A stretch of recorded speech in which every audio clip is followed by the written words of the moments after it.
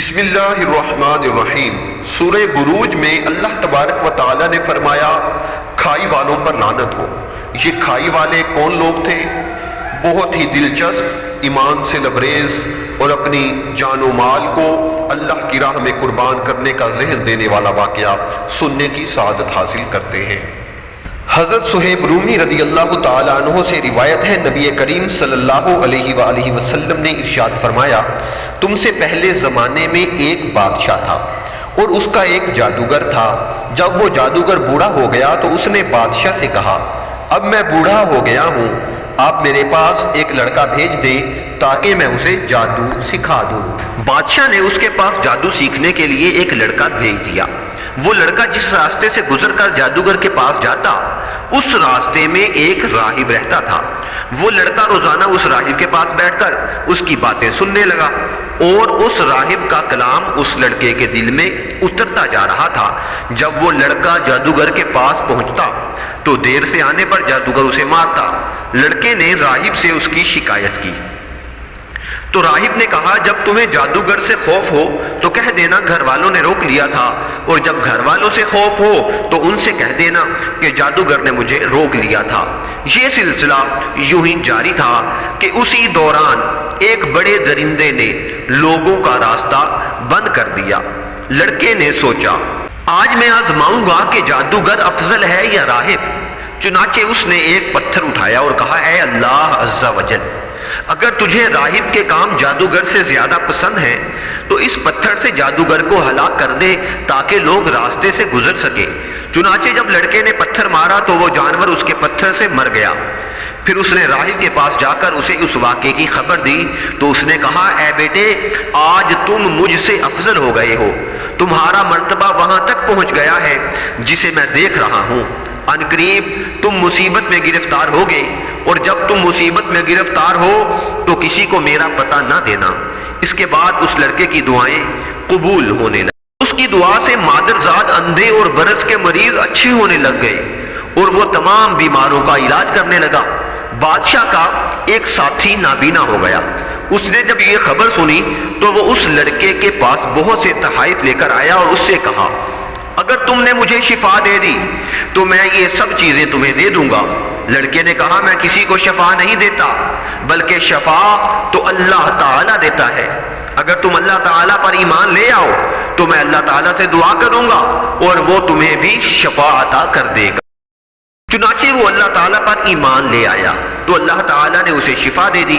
جب وہ بادشاہ کے پاس گیا اور پہلے کی طرح اس کے پاس بیٹھا تو بادشاہ نے پوچھا، تمہاری بینائی کس نے لوٹائی ہے؟ اس نے کہا، میرے رب عز و جل نے۔ بادشاہ نے کہا، کیا میرے سوا تیرا کوئی رب ہے؟ اس نے کہا، ہاں، میرا اور تمہارا رب اللہ تعالی ہے۔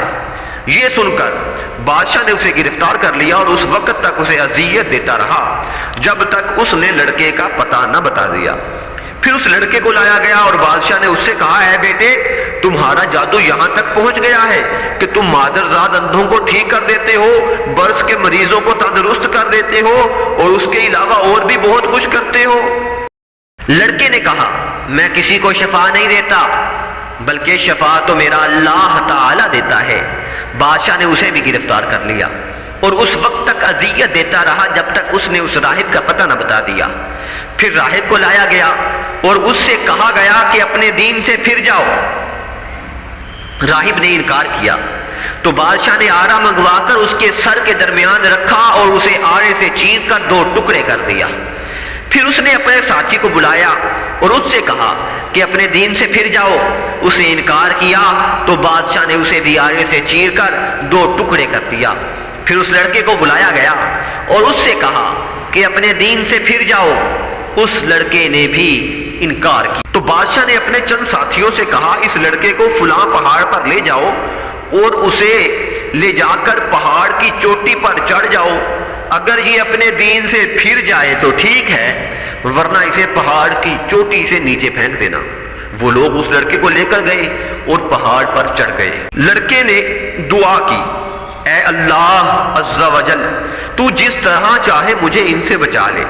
اسی وقت ایک زلزلہ آیا اور وہ سب لوگ پہاڑ سے نیچے گر گئے اس کے بعد وہ لڑکا بادشاہ کے پاس چلا گیا تو بادشاہ نے اس سے پوچھا جو لوگ تمہارے ساتھ گئے تھے ان کا کیا ہوا؟ لڑکے نے جواب دیا کہ اللہ تعالیٰ نے مجھے ان سے بچا لیا۔ بادشاہ نے پھر اسے اپنے چند ساتھیوں کے حوالے کیا اور کہا اسے ایک کشتی میں سوار کر کے سمندر کے وسط میں لے جاؤ، اگر یہ اپنا دین چھوڑ دے تو ٹھیک، ورنہ اسے سمندر میں پھینک دینا۔ وہ لوگ اسے سمندر میں لے گئے تو اس نے دعا کی، اے اللہ عز و جل، تو جس طرح چاہے مجھے ان سے بچا لے۔ کشتی فوراً الٹ گئی اور اس لڑکے کے علاوہ سب لوگ غرق ہو گئے۔ وہ لڑکا پھر بادشاہ کے پاس چلا گیا تو بادشاہ نے پوچھا جو لوگ تمہارے ساتھ گئے تھے ان کا کیا ہوا؟ اس نے کہا اللہ تعالیٰ نے مجھے ان سے بھی بچا لیا۔ پھر اس نے بادشاہ سے کہا تم مجھے اس وقت تک قتل نہیں کر سکو گے جب تک میرے کہنے کے مطابق عمل نہ کرو۔ بادشاہ نے وہ عمل پوچھا تو لڑکے نے کہا تم ایک میدان میں سب لوگوں کو جمع کرو اور مجھے کھجور کے تنے پر سولی دو، پھر میرے ترکش سے ایک تیر نکال کر بسم اللہ رب الغلام کہہ کر مجھے مارو، اگر تم نے ایسا کیا تو وہ تیر مجھے قتل کر دے گا۔ چنانچہ بادشاہ نے تمام لوگوں کو ایک میدان میں جمع کیا اور اس لڑکے کے بتائے ہوئے طریقے کے مطابق عمل کر کے تیر چھوڑ دیا۔ وہ تیر لڑکے کی کنپٹی میں پیوست ہو گیا۔ لڑکے نے تیر لگنے کی جگہ پر اپنا ہاتھ رکھا اور انتقال کر گیا۔ یہ دیکھ کر تمام لوگوں نے کہا کہ ہم اس لڑکے کے رب پر ایمان لائے، ہم اس لڑکے کے رب پر ایمان لائے، ہم اس لڑکے کے رب پر ایمان لائے۔ بادشاہ کو اس واقعے کی خبر دی گئی اور اس سے کہا گیا کہ کیا تم نے دیکھا کہ جس سے تم ڈرتے تھے اللہ تعالیٰ نے وہی کچھ تمہارے ساتھ کر دیا اور تمام لوگ ایمان لے آئے۔ اس نے گلیوں کے دہانوں پر خندقیں کھودنے کا حکم دیا۔ جب ان کی کھدائی مکمل ہوئی تو ان میں آگ جلوائی گئی۔ پھر بادشاہ نے حکم دیا کہ جو اپنے دین سے نہ پھرے اسے آگ میں ڈال دو۔ چنانچہ لوگ اس آگ میں ڈالے جانے لگے، یہاں تک کہ ایک عورت آئی اور اس کی گود میں بچہ تھا۔